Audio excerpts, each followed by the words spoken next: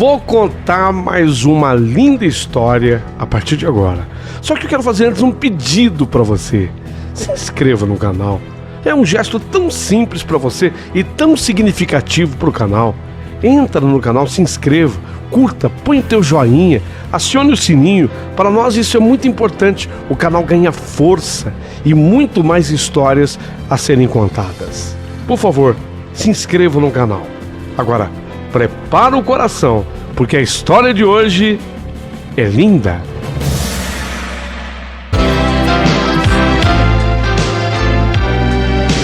Rádio Emoção.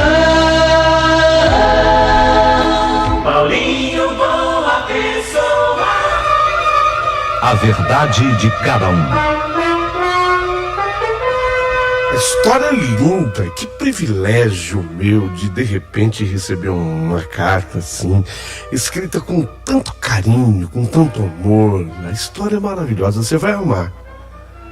E eu sempre estou aqui também para agradecer a quem escreve, a quem contribui. Você ajuda muito o canal quando você ouve uma história, sabia? Muito obrigado. E tem gente que quer ajudar ainda mais, mandando um valeu demais pro canal. Continua ajudando. Nós queremos expandir, fazer um estúdio bonito, ter condição das histórias ao vivo com a sua participação. Manda pra mim um valeu.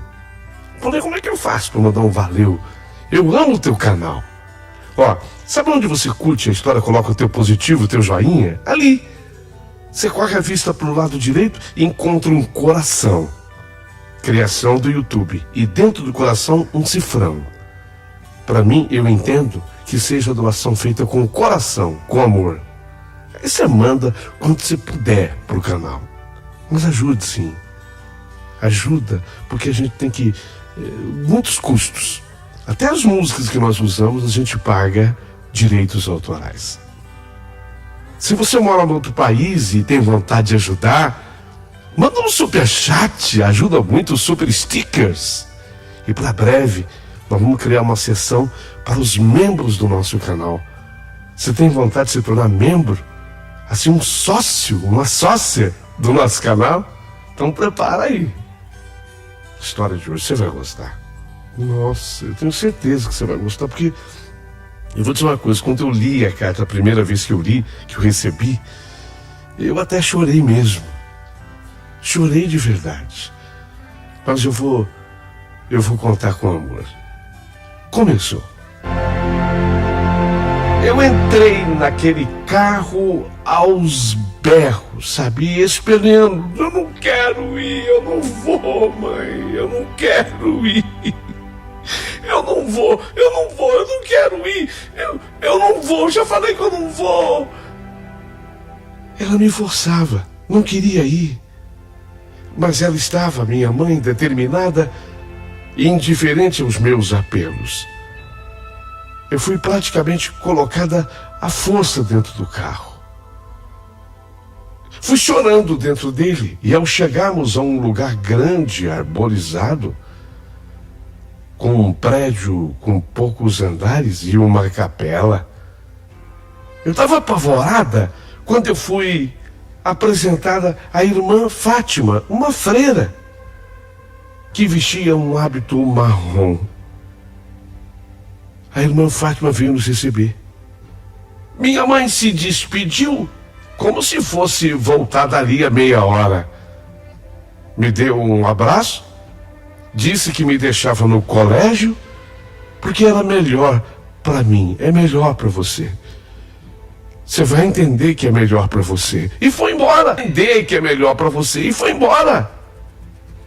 Sobrei no saguão do prédio, ao lado de uma mala e da irmã. Mas eu ainda soluçava. Sabe quando você soluça? Criança assim, vem aquele choro sentido e depois você fica com um soluço, né? Eu me lembro desse soluço. Aliás, era uma coisa tão infantil esse soluço que eu nunca mais tive. Você se lembra disso? Você que já foi criança e está me ouvindo, você se lembra que depois que a gente orava bastante, a gente ficava... aquele soluço, uma coisa que marcou aquele momento da minha vida, porque eu não tive mais. Esse soluço, lágrimas, jamais me faltaram. A freira irmã Fátima tentou me acalmar, pôs pela mão e me levou até o meu novo quarto. Era um espaço enorme, com o pé direito alto, piso em madeira, paredes brancas, quase nuas. Apenas alguns quadros com a imagem de Jesus e de Maria. Dentro do quarto, umas 20 camas, todas de solteiro, uma do ladinho da outra. Não tinha beliche. Não sei porquê, mas não tinha beliche. Eram 20 camas, todas no chão. O quarto era imenso. Os primeiros dias ali foram apavorantes. Eu me sentia triste, sozinha.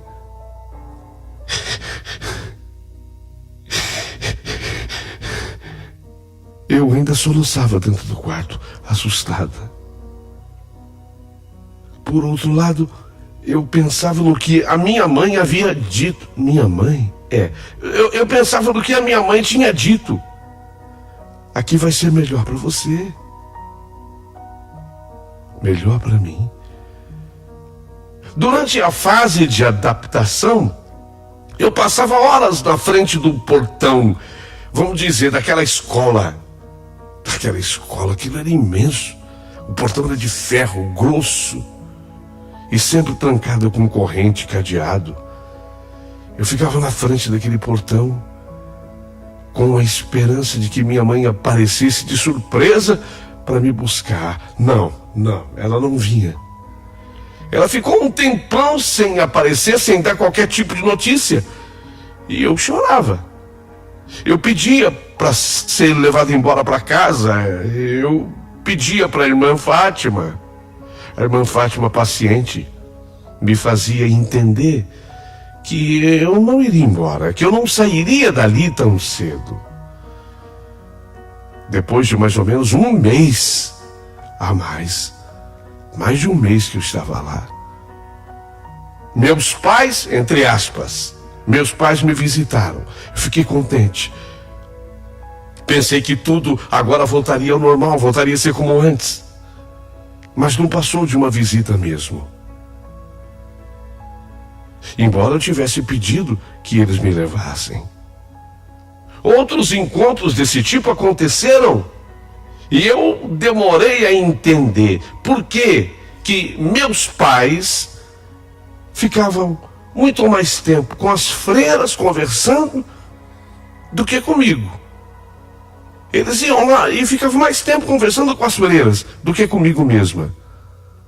Ainda assim, eu tinha mais do que as outras meninas que raramente recebiam visitas. Vivi nesse lugar durante muito tempo. Quando eu digo muito tempo, eu falo de anos.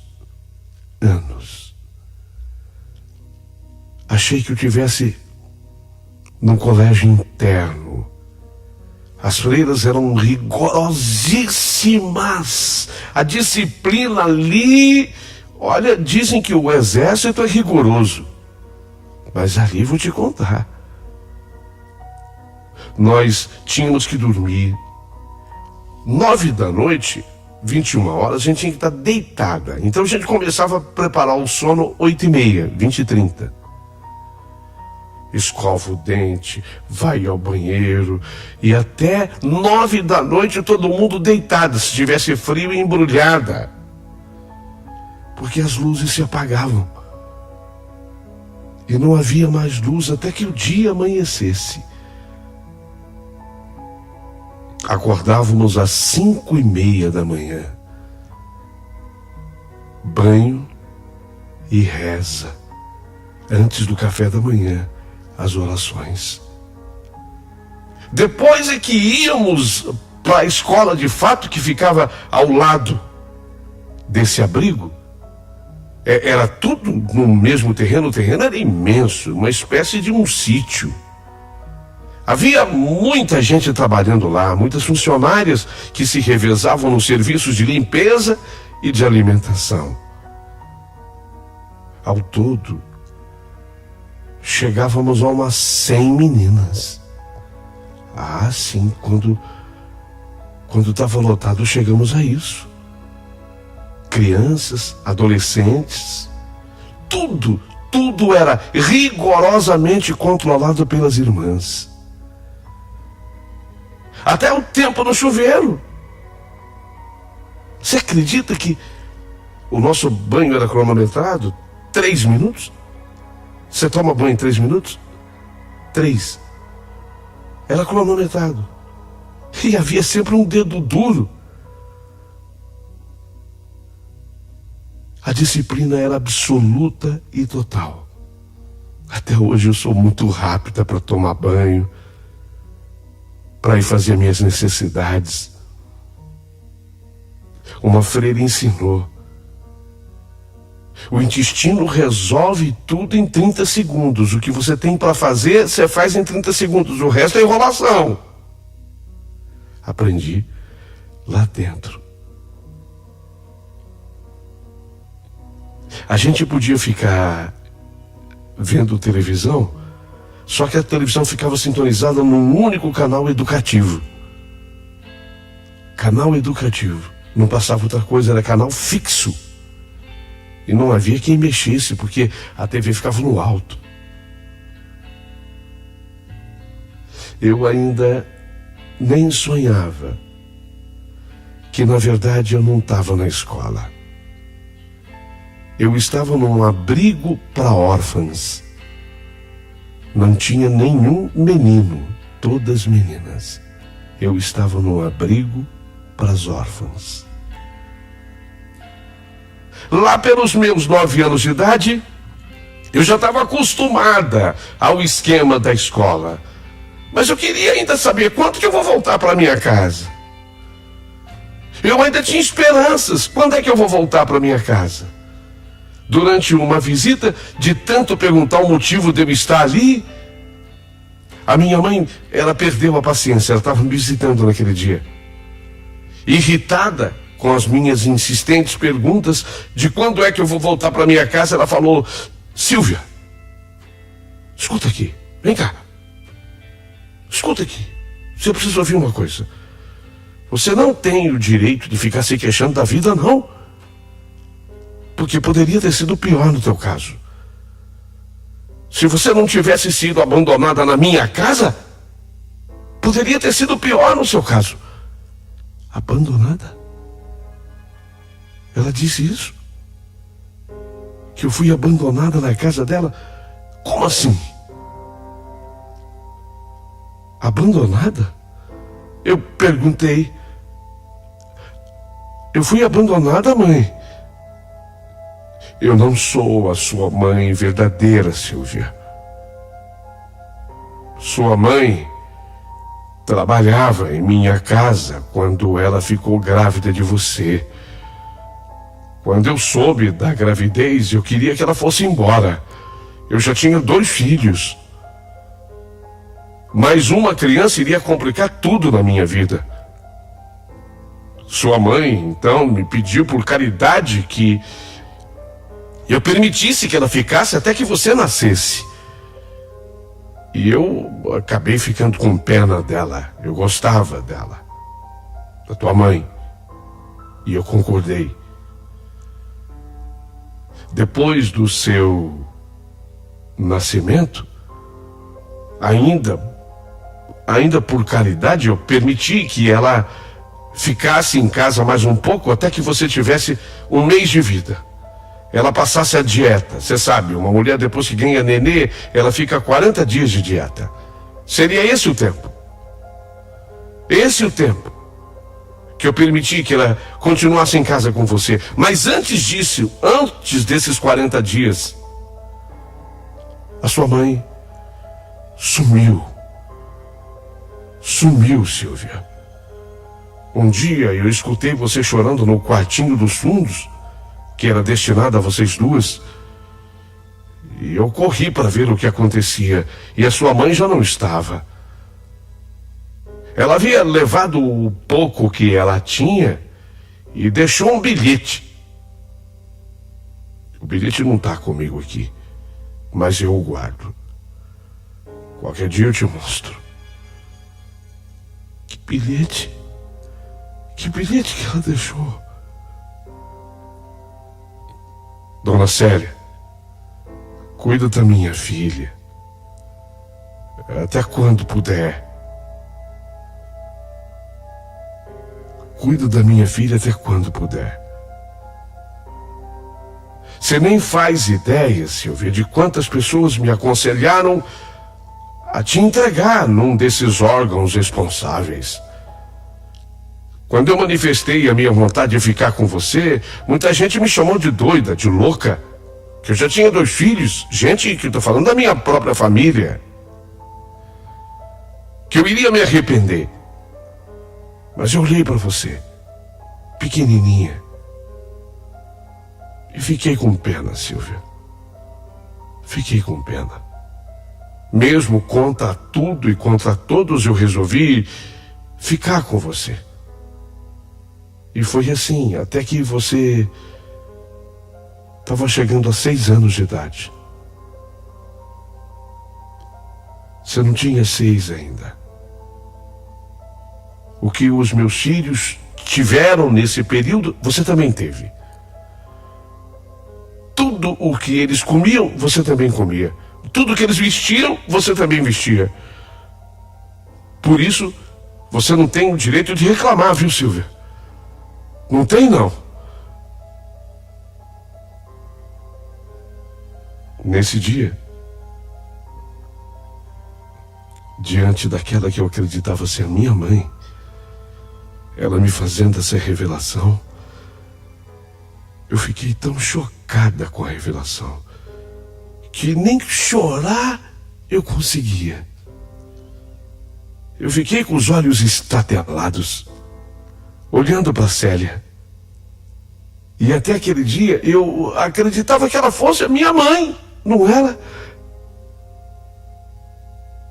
Mas qualquer ser pensante que está aí ouvindo a minha história faria a pergunta: por que você ficou comigo até os meus 6 anos, ou quase 6 anos? Ora, eu havia sido abandonada com menos de 1 mês. E a Célia resolveu ficar comigo. Mas não seria para a vida inteira, para a vida toda? Por que ela ficou comigo até 6 anos? Eu não fiz essa pergunta naquela hora. Eu fiquei calada, a maior parte do tempo assustada com o que ela acabava de me dizer. Ela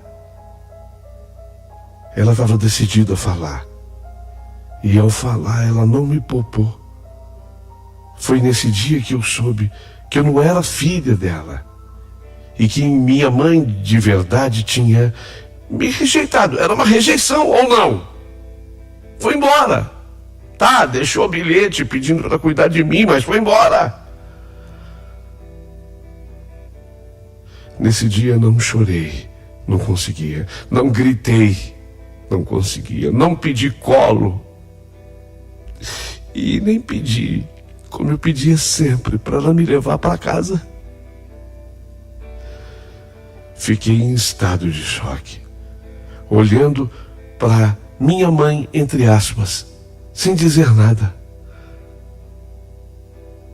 Eu acho até que aquele meu silêncio, sei lá, se mexeu com ela, se a deixou um pouco mais desestabilizada. Acho que sim. Porque naquele dia ela foi embora sem se despedir de mim. Mudou tudo para mim, sabe? Eu não sei se alguém... Eu acho muito difícil que alguém que esteja ouvindo um dia possa ter vivido uma cena assim, ter passado por isso. Eu acho isso muito difícil, mas vou arriscar. Só quem passou por isso é que sabe o tamanho do buraco que se abre no peito, o vazio que se abre no peito. Ainda bem que eu estava num abrigo, sabe? Com as irmãs, com aquela educação rígida. E se eu não estivesse? Do que seria eu capaz? Sei lá. O buraco que ficou no meu coração foi muito grande. Não falei com ninguém da escola sobre isso. Por mais um ano inteiro, eu continuei seguindo a minha rotina. Até que as assistentes sociais do Conselho Tutelar da Vara de Infância vieram apresentar 3 famílias. 3 famílias. Aquelas famílias tinham vindo ao abrigo com a intenção de adotar, não de me adotar, mas de adotar. E eu fui apresentada às 3 famílias. Elas queriam saber quem espontaneamente gostaria de ser adotada. Eu levantei a mão.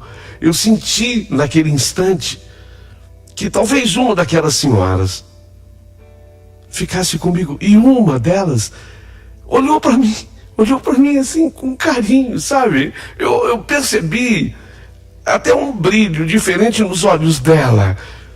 Eu senti algo bom no meu coração quando ela me olhou. Daí para frente, sem até que eu soubesse, mas corri uma papelada. E coisa de 2 semanas depois, me disseram: olha, você vai com a dona Rosângela e o marido dela, o seu Pedro. Um período de adaptação na casa deles. Era aquela mulher que tinha me olhado daquele jeito, com o marido dela, o seu Pedro. Eu fui muito bem recebida lá, bem tratada. 3 meses depois, a assistente social foi me fazer a mesma pergunta, se eu queria ainda ser adotada por aquela família, se eu tinha gostado aquele período de adaptação. E a minha resposta foi que sim, porque eu era muito bem tratada lá. Eu já estava nessa época com 11 anos de idade. Passei a estudar num colégio particular. Eu era muito bem tratada por todos naquela casa. Eu parecia ter encontrado o paraíso. Eu estava legal lá. Eu estava bem. Mas eu não sei, sem entender novamente o que aconteceu. Um belo dia, eu fui levada ao abrigo. E foi a irmã Fátima quem veio falar comigo com a psicóloga. A família havia desistido da adoção. Não era possível. Eu estava bem lá. Desistido da adoção. Isso acontece. Você não é a primeira, não, viu, Silvia? Isso acontece muitas vezes aqui. E você mesma é testemunha. Mas tenha calma que vai dar certo, filha. Mais uma vez, eu não tive condição de perguntar o porquê. E talvez elas nem me explicassem de verdade. Mas aquilo calou fundo no meu coração, porque, olha, era a 3ª rejeição que eu vivia. Ou não, a primeira da minha mãe, a 2ª, vocês já sabem, e a 3ª agora. Eu me senti assim, meio mercadoria estragada de supermercado, sabe? Aquela mercadoria que você olha para a validade e fala, vou devolver. Aí, passou, não dá. Será que eu era uma mercadoria com a data de validade muito passada da época? Será? Eu não sei, mas é terrível você sentir-se assim. E aí eu vou fazer de novo a pergunta. Porque essas histórias dialogam com as pessoas. elas conversam com as pessoas. As histórias são assim. Então eu pergunto para você, já teve um dia na tua vida que você tivesse tido a sensação de ser uma mercadoria cuja a data de validade tivesse muito avançada? Você já passou por isso? Frustrada, vi mais uma parte do tempo se passar. Quando eu completei 14 anos, a Célia. Você conhece a Célia?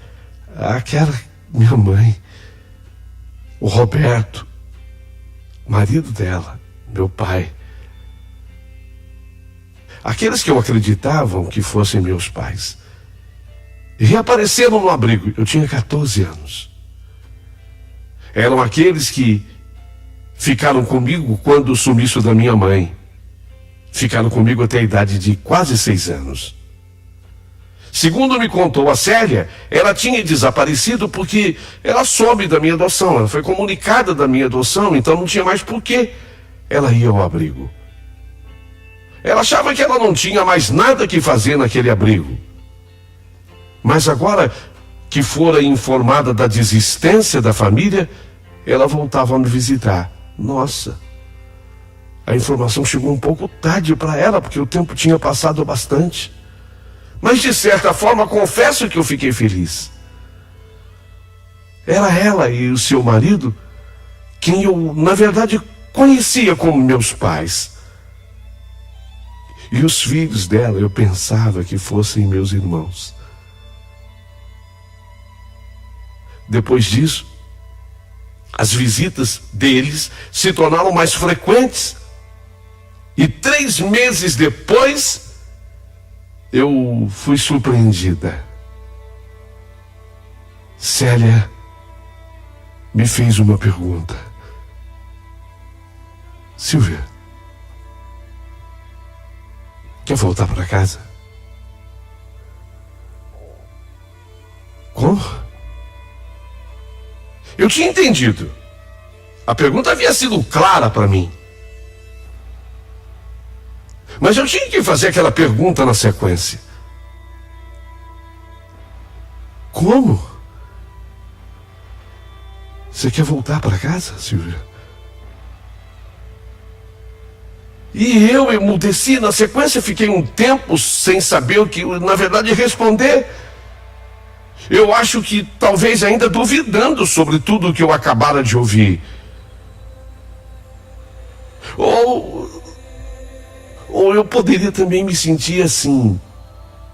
Eu cheguei a pensar como hipótese. Sabe, escolha a alternativa A, B, C.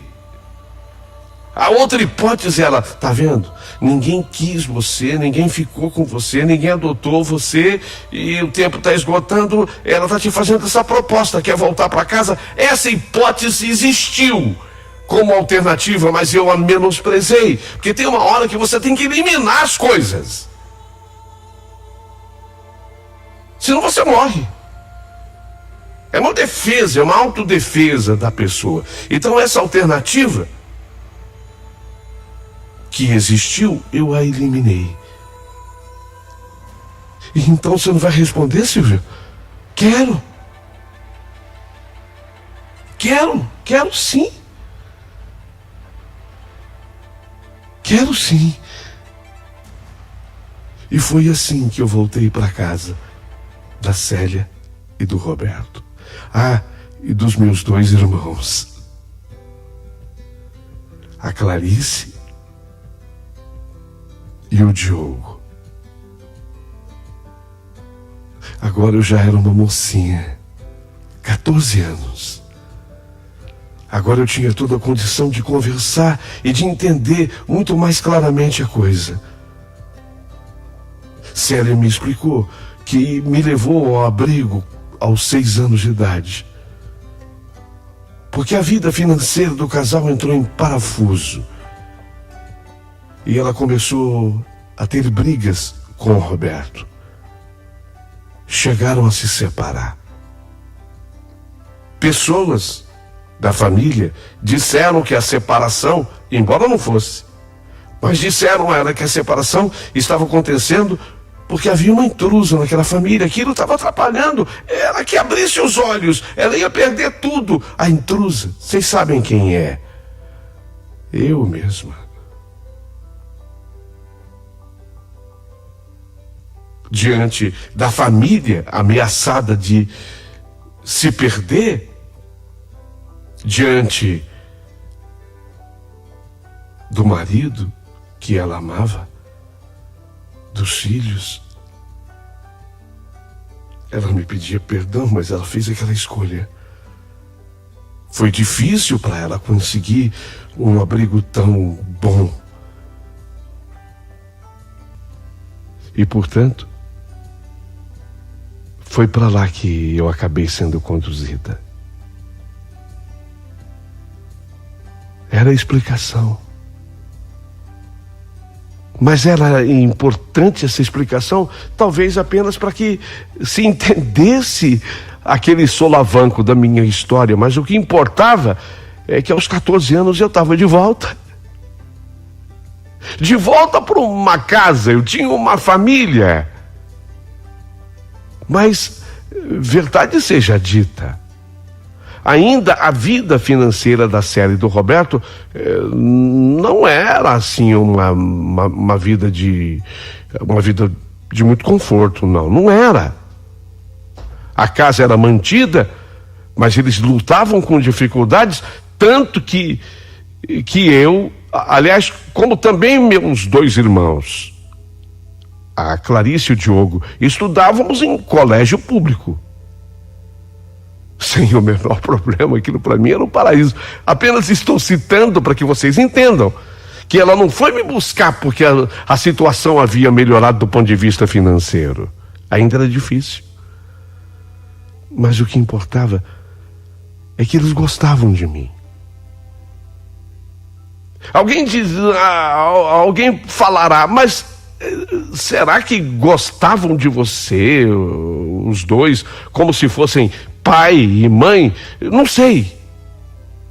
Mas gostavam de mim. Gostavam. E afinal, qual é a família que não tem lá seus problemas? Todo mundo os tem, os enfrenta. O tempo foi correndo e passando. Quando eu cheguei, isso mais 3 anos depois, quando eu cheguei aos 17 anos, no dia que eu completava 17 anos, fizeram até uma festinha gostosa para mim. Eu estava adiantada na escola, caminhando para fechar o meu 3º colegial. Eu faço o aniversário exatamente ali no finzinho, dia 31 de maio. É o meu aniversário. Fiz 17 anos.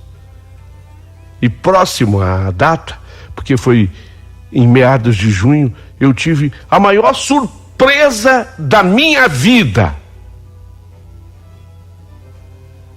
Quando eu voltava do colégio, eu vi que em frente à casa que eu morava tinha um carro bonito. Sabe esses carros imponentes assim? Carro bonito.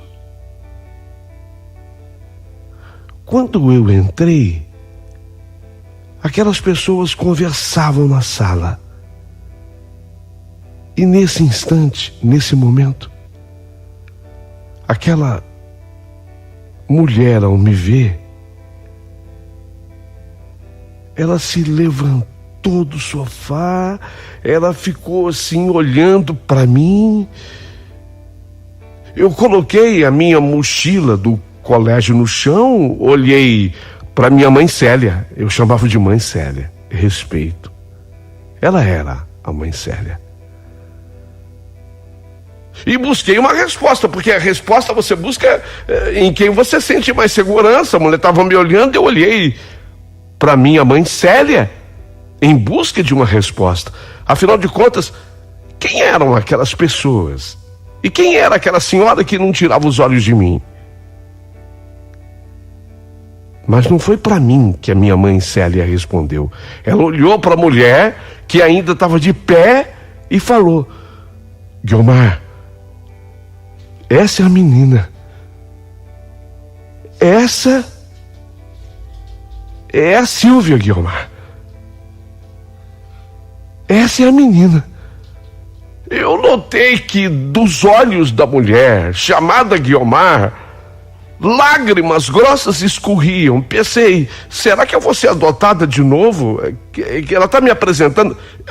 O que veio na minha cabeça foi exatamente isso. Alguma família havia se inscrito para uma adoção lá no abrigo. Essa adoção seria voltada para mim e hoje a família me encontra aqui. Eu vou ser adotada de novo. Será? Aos 17 anos. Você... Eu vou parar aqui um pouquinho a minha história para que você entenda. Você vai se tornando uma pessoa assim insegura. Você não sabe o que está acontecendo. Essa é a menina, Guiomar. Essa é a Silvia. E eu notei que dos olhos da mulher escorriam lágrimas grossas. Eu vou ser adotada de novo? Será que é isso? Mas foi a minha mãe Célia quem ainda completou.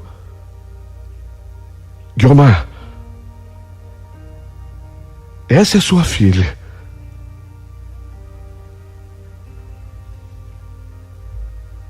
Guiomar, essa é a sua filha. Nessa hora, a Guiomar veio na minha direção.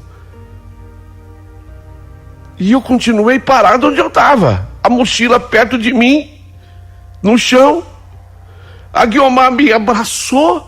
Ela me abraçou ao tempo em que... Filha, que linda que você tá.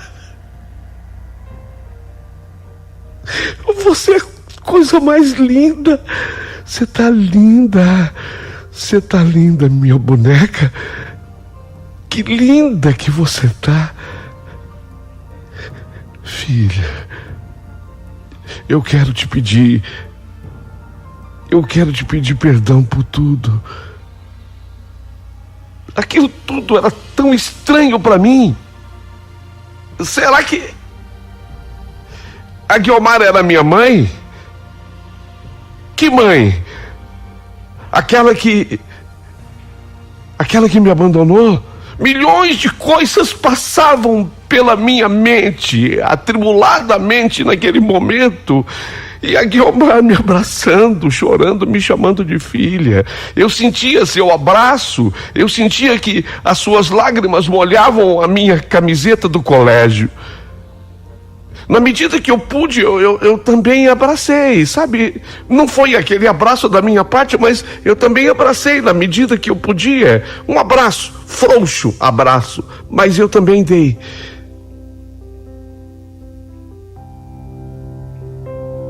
Na sequência, tudo foi explicado. Guiomar era minha mãe biológica. Era uma mulher muito bonita. Nunca imaginei que ela tivesse assim, tão bonita, tão bem vestida. Aquele carrão. Será que... Sim, era dela. Guiomar conta a história. Ela tinha se casado com o famoso narrador de rodeios. E como nunca havia se perdoado pelo abandono, ela estava de volta. Ela era uma mulher rica agora. Ela havia dado uma grande virada em sua vida. Morava em Goiânia, numa bela casa, uma verdadeira mansão. E quando todos tinham a certeza de que escolheria agora viver que eu, né? Quando todo mundo tinha certeza absoluta que eu agora escolheria viver com ela. A casa era linda, ela me mostrou.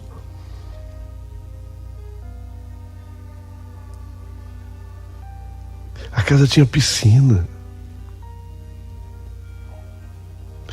Quando todo mundo tinha a mais absoluta certeza de que agora escolheria viver com ela, devido à riqueza, o conforto. Você vai embora comigo, filha?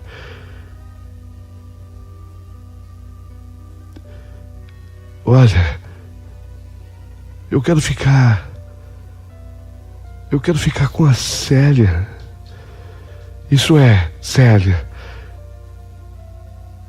e Roberto. Eu quero ficar com a Célia e o Roberto e os meus 2 irmãos. Se vocês quiserem, né? E a resposta da Célia veio no abraço que ela me deu. E esse abraço eu correspondi de maneira diferente, porque ela, apesar de todos os pesares, de todos os tropeços e todos os solavancos, ela era de fato a minha mãe. Diante da minha decisão, a minha mãe Célia depois me pediu perdão por um dia ter me deixado naquele abrigo. Aliás, ela já tinha pedido esse perdão. E eu disse a ela que tinha passado. Eu entendi que nós estamos neste mundo para aprender um com o outro. Se um dia fui tão auxiliada por Célia e Roberto, mas os meus irmãos, que eu não posso esquecer nunca, Clarice e Diogo, agora a minha mãe biológica reaparecia na minha vida. E foi a vez dela recompensar o casal. Foi a minha mãe que emprestou um dinheiro para a Célia e para o Roberto, para que eles inclusive não perdessem a casa onde eles viviam. Você vê o que é a vida.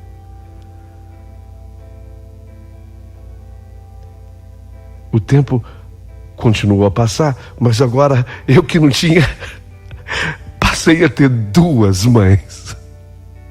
Viu o que é a vida? Eu passei a ter 2 mães, 2 famílias. Diga-se de passagem, o marido da Guiomar, um homem espetacular. Eu não posso divulgar o nome dele, eu vou chamá-lo de João. Não é o artístico. Como narrador de rodeio não é o nome dele. Eu vou chamá-lo de João porque, de fato, ele tem João no nome. Mas não no nome artístico. Ele tem um nome artístico como narrador de rodeio que é. Ele também acabou sendo muito amável comigo. Então eu passei a ter 2 famílias. Eu não tinha. Aí eu me lembrava do tempo que lá no abrigo eu era obrigado a rezar. E eu coloquei os joelhos no chão na igreja, porque obviamente eu só poderia ser católica depois de toda aquela educação que eu recebi da irmã Fátima. Então eu coloquei os joelhos assim para rezar na igreja. E eu comecei a falar com Jesus. E na minha conversa com Jesus eu pensei assim: Jesus, como valeu a pena todas as vezes que eu fiquei de joelho rezando forçado antes do café da manhã lá no abrigo. Eu ficava forçada. Você imagina, você levantava 5:30 da manhã para rezar. Qual é a criança que gosta? Qual é a criança que gosta? Fala a verdade, não tem nenhuma do abrigo gostava disso. Isso era um castigo pra gente. Mas eu coloquei os joelhos no chão na igreja e eu falei assim: Jesus, valeu a pena, né? Porque olha a recompensa que o Senhor me deu. Eu não tinha nenhuma família, agora tenho 2 para escolher. Uma de Belo Horizonte e a outra de Goiânia. Eu me dividia em viagens. E foi lá em Goiânia que eu acabei conhecendo o Fernando. Ele também é desse meio sertanejo. Foi inclusive também cantor, embora não tivesse levado a carreira avante. Ele acabou se dedicando a coisa de fazenda. Os irmãos dele, inclusive, são agrônomos. Ele acabou também entrando nessa área, na produção de grãos. Hoje ele é um importante, não é ele, o Fernando, meu marido, mas